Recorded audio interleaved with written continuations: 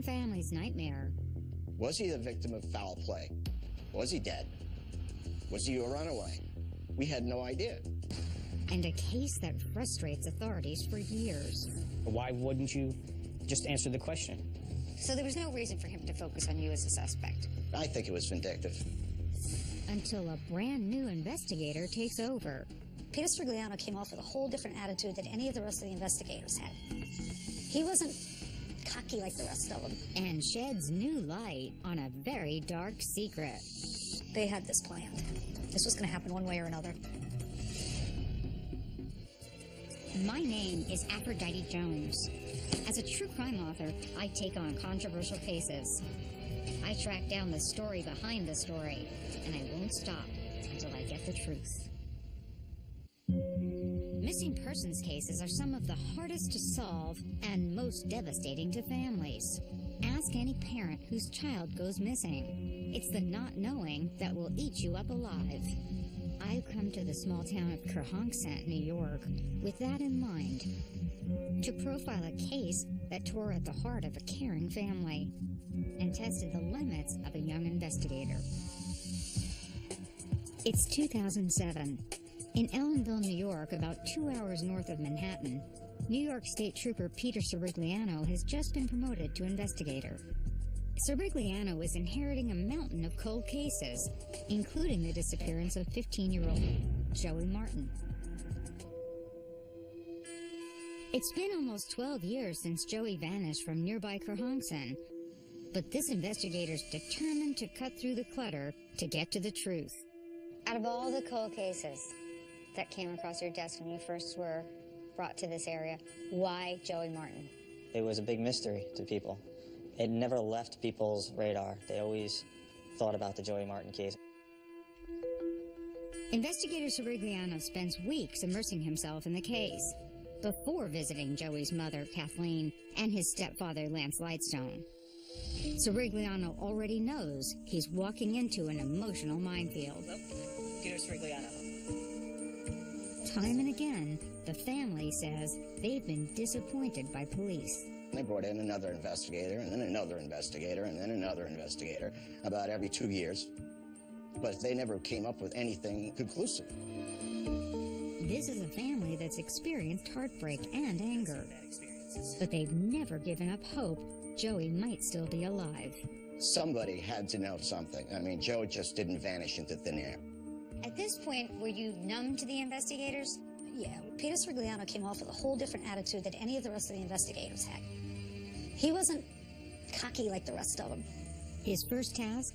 Find out everything he can about Joey and his family. He discovers Joey's no stranger to tragedy. It began when he was just 9, with the death of his dad. He was a carpenter and a mason, and fell off a roof, and it ruptured his liver, and he died like 4 days later. Without a father, Joey and his older brother Billy form a strong bond and have many of the same friends. Joey also becomes protective over his younger sister Emily, as well as his mother. And it shows when Kathleen becomes engaged to Lance Lightstone in 1992. Tell me about when you first came into the family and having Joey as a stepson. There was some resentment, but, you know, that's to be expected, you know. I'm a substitute dad. But by the time Joey's a teenager, he and Lance have grown closer. He was very outgoing. He was very popular in school. He was always looking out for other people. Joey was my first real boyfriend. I definitely would say, was my first love. We ran track together. You know, we still had athletic stuff. We went to rock concerts together. We danced. We had a good time. See these biceps and triceps working? He was very smart, very sweet, but he did have a rebellious side. He smoked, he drank, he fought. He was a bad boy. Joe used to walk miles and miles and miles to my house in the middle of the night. He used to hitchhike. I mean, things like that probably shouldn't have been done. But in our minds, it was totally fine. It was totally safe. Ella. He would sneak out, and he would come to my house, and I would sneak him in my window, and we would spend time together. And then I would kick him out before sunrise. lots and lots of times. Just a new remake album? No, not yet. Thanks to Joey's natural charm and athleticism, he becomes the focal point of a group of friends, especially to his best buds, 16-year-old Daniel Malak and 15-year-old Alex Barsky. Come on, Mom. I'm practically an adult. Come on, Mom. Joey and Daniel have been friends since kindergarten, and their families are intertwined. Like Joey, Daniel also suffered the loss of his father at a young age, in his case, to a drunk driver. I wanted to help Daniel. I knew he'd lost his father, and Joe had lost his father, so they had a lot in common there. And I thought maybe at first the two boys could overcome their difficulties together as friends. Alex is the newest member of the group, having moved to the area from Brooklyn. What about Alex? Alex was very much a loner, an introvert, but he was smart. You could always tell that the gears were working in his head. Hey, jeez. Joey's known to tease Alex, but also to defend him from anyone outside their group. The three teens are so close that they build this fort, or clubhouse, deep in the woods. Nearly 20 years later, it's still standing. This man cave, this clubhouse that these boys had built, it's creepy when you look at it from the outside. But to the boys, it was their safe haven. The longer investigator Cirigliano talks to the family, the better he's able to understand Joey and his friends. This investigator also grew up in a small town during the 90s. Peter Cirigliano is about the same age as these boys, so he's able to relate to this case in a way that no one had before. Just to the three best friends in the world. It's March 25th, 1996. Joey plans to spend the night at home, or at least that's what his mom thinks. I was watching the Academy Awards, What are you doing? and Joe kept coming out and telling me I wasn't feeling well. Mom, you're really tired, you should go to bed. So it was finally between 10 and 10:15 that I went to bed. All right, kiddo. Night, Mom. Have a good night. Love you. Sleep well. Thank you. So far, Joey's plan appears to be working. You going to see your girlfriend tonight? Nah, man. We're going to go check out that comet. He needs to move quickly. Have a good night. Daniel and Alex are already waiting for him. You do me a solid and shut this window? About a mile and a half away, at the corner of Sampsonville Road and Schwabe Turnpike.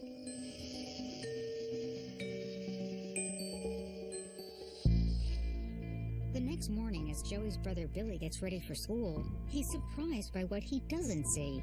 Joey never came home. When Billy gets on the school bus, he approaches his brother's friends, Daniel and Alex. As soon as Bill got to school, he called me and said, Mom, we have a problem. And I said, what's that? You guys seen Joey? He didn't go home last night.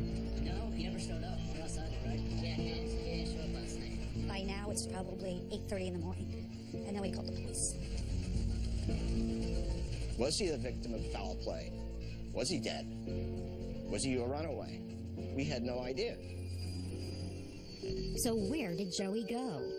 To find out, police start grilling those closest to Joey, especially his girlfriend Ella, who he often sneaked out to meet. The cops came a bunch of times to my house saying that they had witnesses that had overheard me, saying that I knew where he was and I didn't. So my father ended up kicking them out of the house because they were making me visibly upset. Daniel Bien is the first aid police investigator assigned to the case 2 days after Joey's disappearance. Joey's missing. We gotta find him. He didn't show up. He focuses on Daniel and Alex, since they were who Joey was planning to meet that night. We had interviewed both Dan and Alex several times, and each time their story was exactly identical. Yeah, I just went home and went immediately right to bed. As a result, investigators are left to wonder what exactly occurred between Joey's home and the meeting point. So the focus at that time was really that 1.5 miles, and maybe something happened then.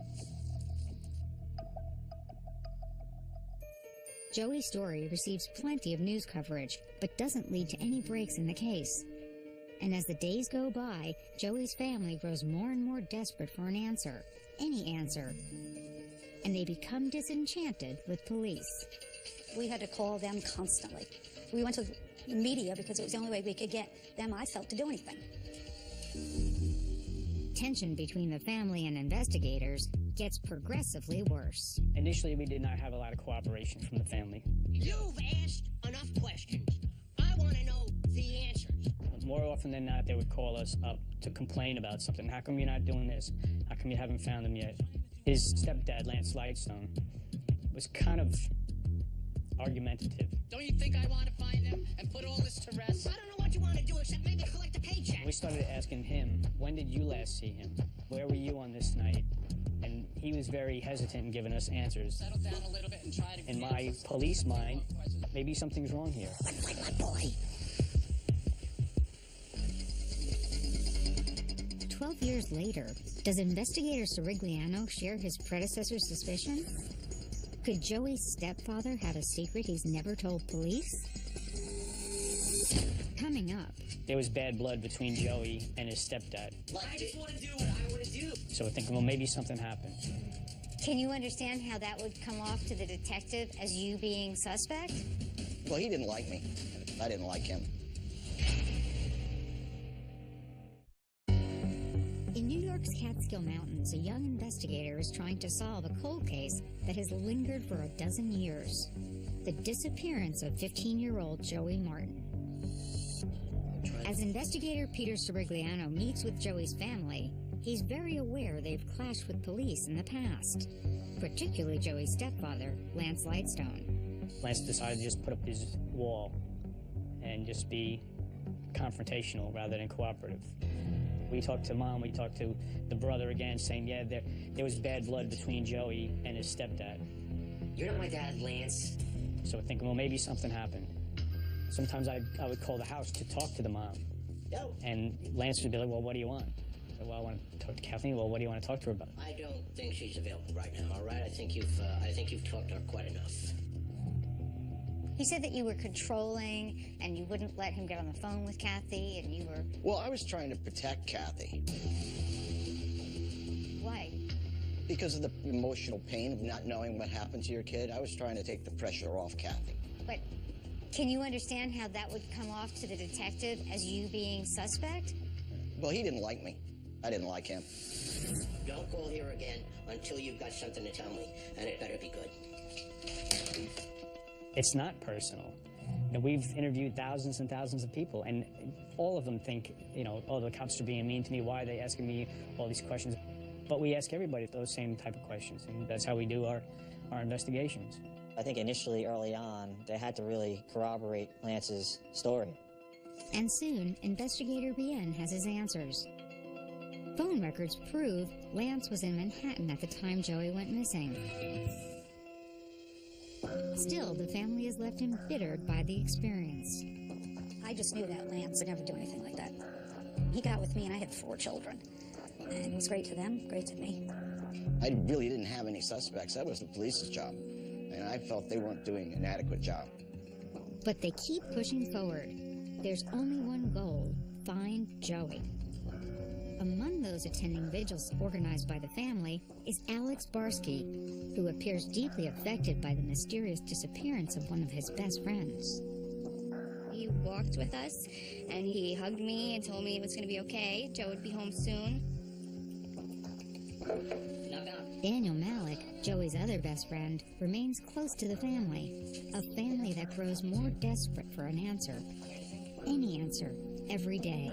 Once Cirigliano takes this case on, he makes you a promise. That's correct. What did he say to you? He said, I'm going to solve this case. Thanks. I'll be expecting to hear from you soon. He told us that if it was the last thing he did, he was going to find out what happened. And I believed him. It's a pledge the investigator doesn't take lightly. And as he re-examines each aspect of the case, he maintains an open dialogue with investigator Bien. I reviewed the case with him. I said, this is what we've got. This is who we've talked to. There's something there that is just not right. There are a wide range of theories of what possibly could have happened to him. What's up, Tim? For instance, within weeks of the disappearance, police discovered Joey, Alex, and Daniel would pay older guys to buy them beer, which leads the original investigators to a possible suspect. This person named Tim was seen up in Kingston, which is not too far away, in a U-Haul truck, and that there was a young boy with blonde hair in the truck with them. So we figured, okay, that's a good solid lead. We come to find out that This person, Tim, did in fact rent a U-Haul truck, but just went up to Kingston and went on basically a crack binge for a few days. Could not substantiate that there was anybody else in the car with him. Imagine this family having their hopes raised that there's a sighting of Joey.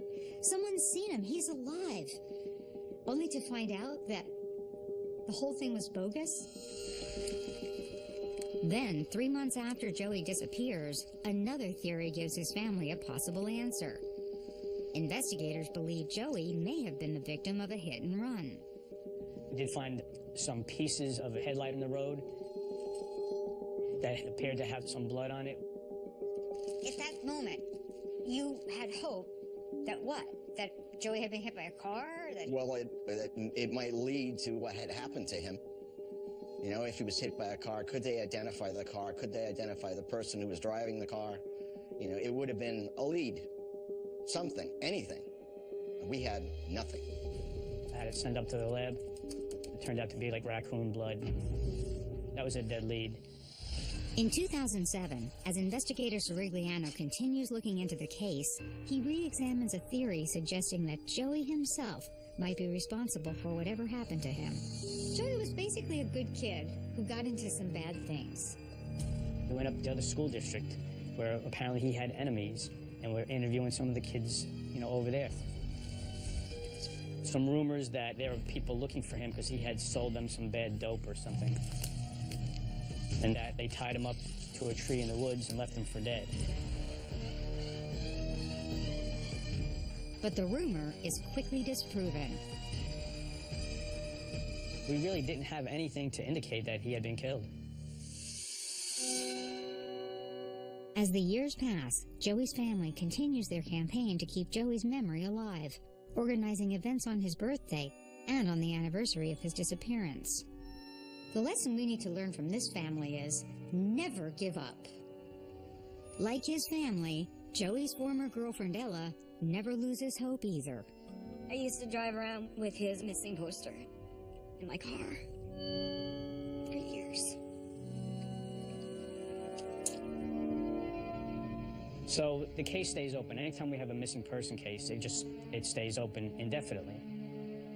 Not knowing what happened really took a toll on everybody, but I think all of us deep down on the inside knew that something bad happened. The police approached me after 7 years that went by and told me that I could declare him legally dead. And I wouldn't do it. why didn't you do it? Because I was afraid everybody would stop looking for him. And I didn't want to accept the fact that he was dead. To accept that harsh reality would mean to give up any hope. But it could also mean closure for the family. As investigator Cirigliano continues his research, he finally has a breakthrough. He finds something important in the case file. It suggests what really happened to Joey Martin may have been in front of the original investigators the entire time. Coming up. And just the simple math didn't even make sense. To me, then, that said that somebody else was with them.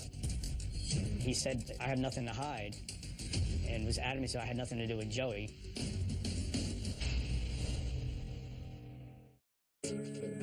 For the past 8 months, New York State police investigator Peter Cirigliano has been re-examining a haunting cold case. Joey Martin has been missing for the past 12 years, and now an overlooked clue gives him reason to suspect Joey may have been murdered. There was no sign of Joey Martin. There was nothing on his Social Security activity. Although there were reported sightings throughout the country, nothing was ever confirmed. And at that point, I felt that I needed to focus my attention on that he's not alive. The possibility appears more certain as investigator Cirigliano analyzes the statements made by Daniel Malak and Alex Barsky right after their friend Joey went missing. Both are on record as telling investigator Daniel Bien back in 1996 that after Joey failed to show up to meet them, they walked about 15 minutes into the woods to their fort by themselves. So you asked Joey to go and you had plans, but he just didn't show up. And he never showed up to take a walk with us in the woods.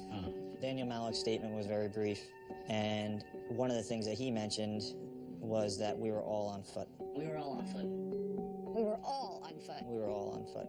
Which means that it can't be two people. It wouldn't be two people. Otherwise, he would have said Alex and I, or me and Alex. But he said we were all on foot. Daniel's statement raises troubling questions, especially when combined with Alex's comments to police. Alex said that he immediately went to bed. I came home and went immediately right to bed. He wouldn't say I immediately went to bed. He just would say I went home and I went to bed. The reality is he probably didn't even go to sleep that night. Joey's family had described Alex and Daniel as being caring and supportive in the days after Joey went missing. But was this all an act? If you hear anything, let me know. Investigator Cirigliano now suspects Daniel and Alex had been lying the entire time. He believes they were actually with Joey that night, based on another important fact he uncovers in their statements. They were talking about we each had a couple beers, and then we had X amount left over, and just a simple math didn't even make sense. There was about 3 or 4 beers that must have been consumed that they weren't taking ownership for. But why is that so important? To me, then, that said that somebody else was with them. And that somebody was Joey Martin. Investigator Cirigliano now needs to re-interview Joey's friends, and he knows exactly where to find Daniel Malak. Daniel was incarcerated in prison at that time. In fact, Daniel had been arrested just 1 year after Joey went missing. Daniel Malak had stolen a rifle from his grandfather. And he went to a house with the intention of burglarizing it. And as he was leaving the house, he spotted a car in the driveway.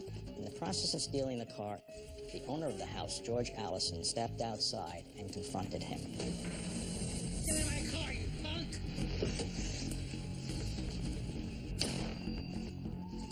Daniel flees the scene. But within 2 days, police trace the stolen rifle back to him and place him under arrest. Investigator Bien is assigned the case. He immediately revisits Joey's disappearance, now knowing what Daniel is capable of. He said, I have nothing to hide, and was adamant, said I had nothing to do with Joey. I said, okay, well, we'll just keep following up on our other leads. We don't like to have like tunnel vision, because if you go down one lane and you say, okay, I think this is the suspect, and you don't follow the other leads, oftentimes you end up just with one dead end. Wait a minute.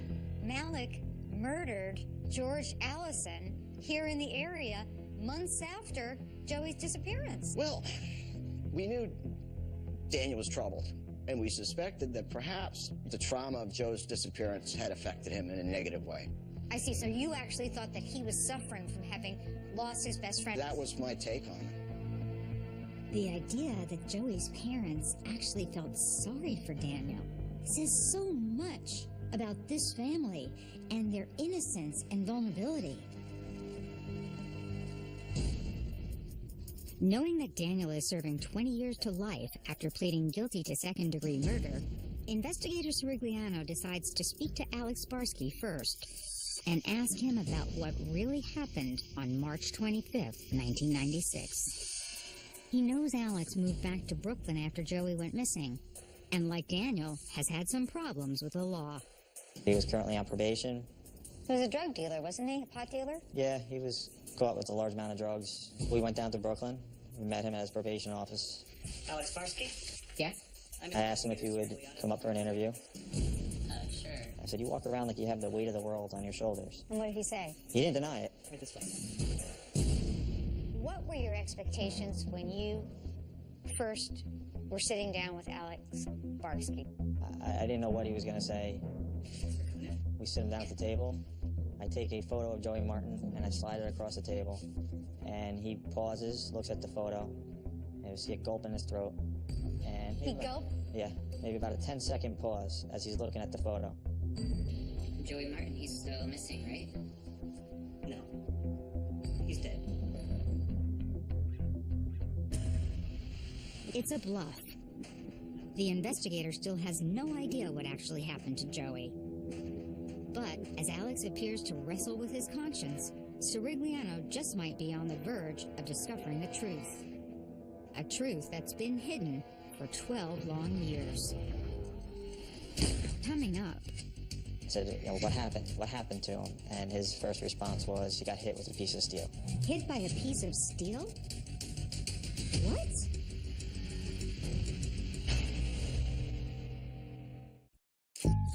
Inside a New York State police interview room, investigator Peter Cirigliano is playing a big hunch. What secret has Alex Barsky been keeping about what really happened to his friend, Joey Martin, 12 years ago? Joey Martin, he's still missing, right? No.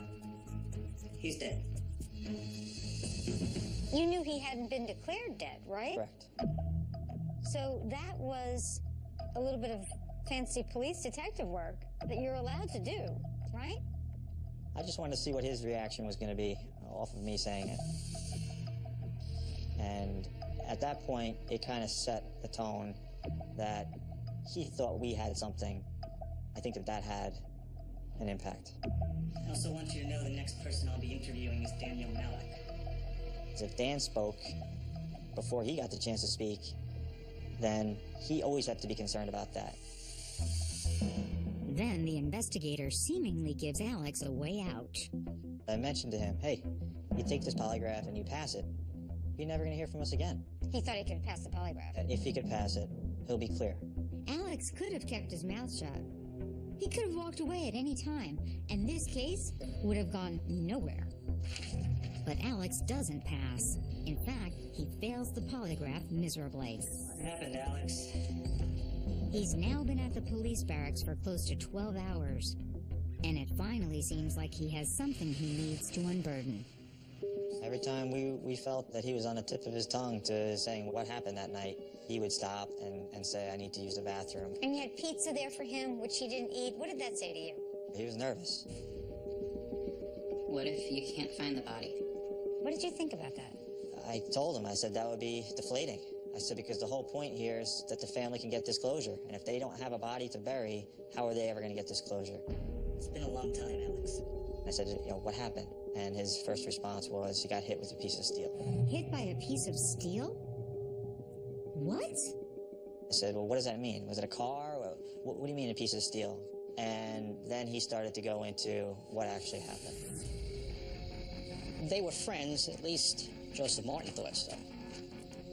But Joseph Martin had, according to Barsky, bullied him in school and even robbed him of some money at one point. It's ridiculous. It was only $20 worth of weed. It's just $20.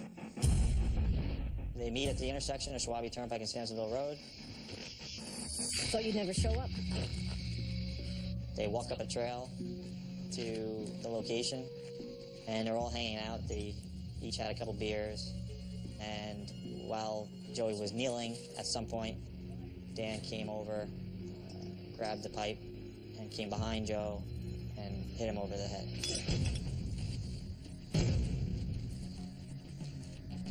So Dan hits him a couple times with the pipe and hands the pipe to Alex. And Alex says that he hit him a couple times, maybe in the body. And he wasn't really sure at that point. He handed the pipe back to Dan, and Dan hit him a couple more times. I said to him, I said, well, how'd you know he was dead? He said, it was a very, blank response. It was just, no, he was dead. They knew he was dead. Did you expect that he was going to confess to this crime? Honestly, no. Oftentimes, in stories like this, one person might have something in mind, like a beating or scaring someone, and the other person may be a psycho killer. Am I getting that right in this case? That's exactly how we saw the situation with Daniel Malak and Alexander Barsky. If anybody was going to be the person to actually kill Joseph Martin, as opposed to merely rough him up, it was going to be Daniel Malak. In fact, investigator Cirigliano suspects Daniel had planned how to dispose of Joey even before the murder happened. They put him in a comforter. They put him in a wheelbarrow, and they walked about 10 minutes.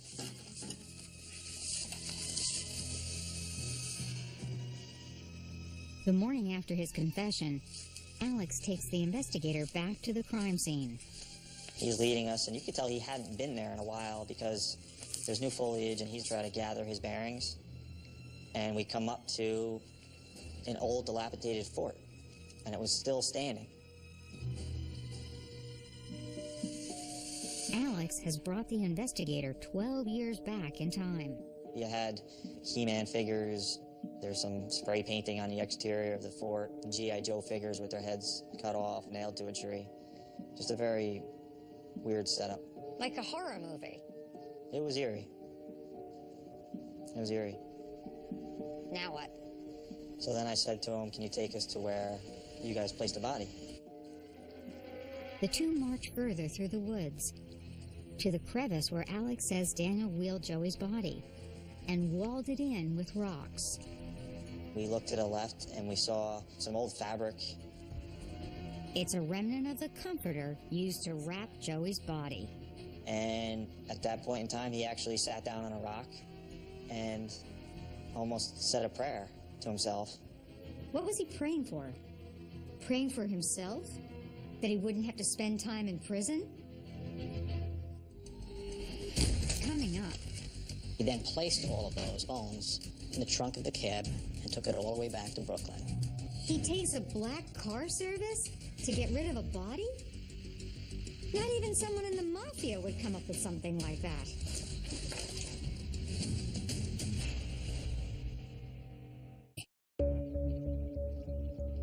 After 12 long years, a young investigator is close to solving the disappearance of 15-year-old Joey Martin.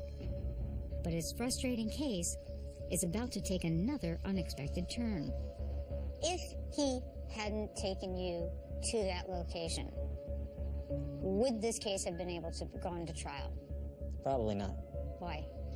We had to have something to corroborate his statement, and that's why it was crucial to find some remains. But once again, Joey Martin has vanished. Despite the remnant of the comforter he was wrapped in, his remains are no longer in the crevice where they were buried. That's because 6 years after the murder, Alex returned there and moved Joey's bones, arriving by car service from Brooklyn. He then placed all of those bones in bags, placed the bags in the trunk of the cab, and took it all the way back to Brooklyn. And then when he got out of the cab in Brooklyn, he took the bags and disposed of those remains in various garbage receptacles. Dumpsters? Yes. He takes a black car service to get rid of a body? Not even someone in the mafia would come up with something like that. I asked him, why did you go and take the bones and disperse them in garbage cans throughout Brooklyn? And his response to me was essentially to keep it in my control. Keep the body in his control? Keep what in his control? I do believe part of it was so that Dan wouldn't know where it was. I think he wanted to be in control of his own destiny. Without proof that Joey was actually killed, investigator Cirigliano knows he has a much weaker case. But amazingly, even so many years later, a number of tiny bone fragments remain. What was that like? Incredible. But still, it was unknown if small bone samples we were going to be able to extract DNA. So it was very, very small amount of bone samples. I mean, something that would fit in the palm of your hand? Yeah, even smaller.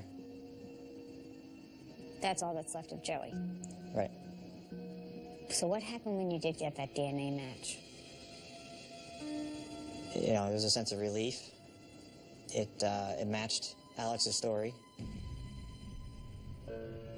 But the investigator's satisfaction is tempered by an immense sense of sadness for a family that continued to look for a sign that Joey was still alive. You had to deal with the fact that the family was going to come to the realization that their son was dead. Not only that, the family now has to cope with the news that Joey's two closest friends are responsible for his death. Sometimes I would think that the boys did kill him that night. Sometimes I'd be ashamed of myself for thinking that. I thought they were his friends. When I was that age, I did some pretty stupid things. Right. You know, it's a rite of passage. You have to expect that. But murder? That's just out of the realm of possibility. Meanwhile, investigator Cirigliano still has to prove Alex is telling the truth. Despite his confession and the bone fragments, prosecutors need another witness in order to make a case against Daniel Malak. Under New York law, you cannot convict somebody of a crime based solely on the testimony of his accomplice. So Alex's confession would not be enough? No, it wouldn't. To bring a trial against Daniel? No. But what about the forensic evidence you have? Wouldn't that have been enough? It still would not have placed Dan at the scene of the crime. As Cirigliano once again scours through old files, he discovers another important lead that somehow had been overlooked.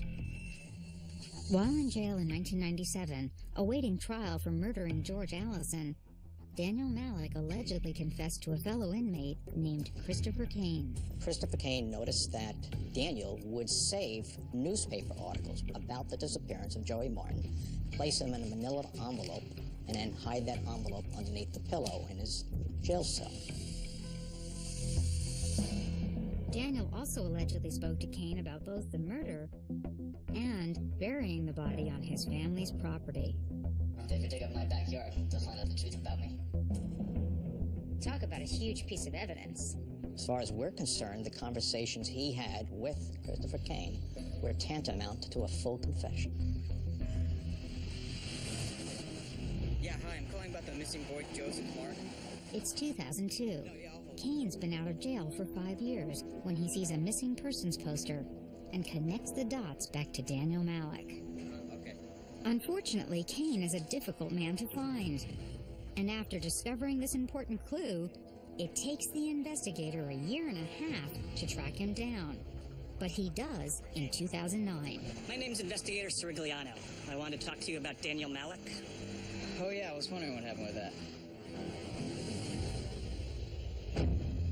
Kane agrees to testify, and in September 2010, 14 years after Joey's disappearance, the case can finally go to trial. Prosecutors rely heavily on Alex Barsky's testimony to prove Daniel's guilt. What about Daniel Malak? What was his demeanor when Alex was testifying? I had never seen him before in person until I did the trial. When I saw him in person, I understood what I had been told by so many other people, that he simply has the look of a killer in his eyes. The jury agrees. Daniel Malak is found guilty of second-degree murder and sentenced to 15 years to life. In exchange for his cooperation, Alex pleads guilty to manslaughter in the first degree. He serves 6 years before his release in August 2014. Alex got a sweetheart deal. From the minute Joey was missing, everything Alex did was self-serving, including going along with the family, searching for Joey. Alex Barsky took my brother to all the places that they supposedly hung out, but he never took them to where they actually did something to Joe. Alex was the one with the grudge.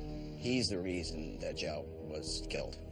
Daniel was the weapon. Alex aimed him at Joe and pulled the trigger. What a way to put it. Yeah, it's pretty brutal, but it's the truth. We talked earlier about the actual spot where Joey was placed, and it's a crevice in a rock. You go there twice a year? Yes. You force yourself to go? Yes. Tell me about that. I go there to put flowers for his birthday, which is November 12th, and then on March 25th, the night that he disappeared. It's part of that hillside right there. And it's a very creepy place to go. Walking among the places where Joey lived and died, it seems like there's no lesson to be learned from this senseless act of teen violence. But to the people who loved Joey, there is. I want people to remember that he was a beautiful, smart, handsome kid who made some wrong decisions on who he was friends with. And if anything can come out of it, it's to inform other kids to really be careful of who you trust in your life. Trust has also been restored for a family who thought law enforcement had forsaken them. They found new faith in a young investigator